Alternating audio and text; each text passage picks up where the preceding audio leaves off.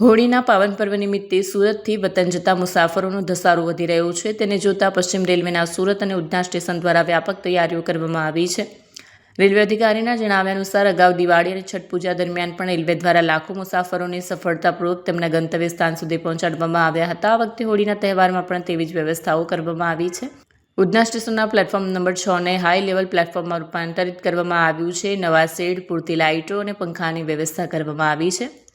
ગરમીને ધ્યાનમાં રાખીને પ્લેટફોર્મ પર ઠંડા પીવાના પાણી માટે વોટર કુલર્સ મૂકવામાં આવ્યા છે. મુસાફરો આરામ કરી શકે તેવા પ્લેટફોર્મ પર નવા કાયમી અને કામચલાઉ શૌચાલયોની વ્યવસ્થા કરવામાં આવી છે. ભીડને નિયંત્રિત કરવા અને મુસાફરોને કોઈ તકલીફ ન પડે તે માટે વિવિધ એજન્સીઓ વચ્ચે સંકલન સાધવામાં આવ્યું છે. આરપીએફ, જીઆરપી અને સિટી પોલીસના જવાનો ખડે પગે રહેશે. ટિકિટ ચેકિંગ અને અન્ય સુવિધાઓ માટે વધારાના કોમર્શિયલ સ્ટાફની નિમણૂક કરવામાં આવી છે.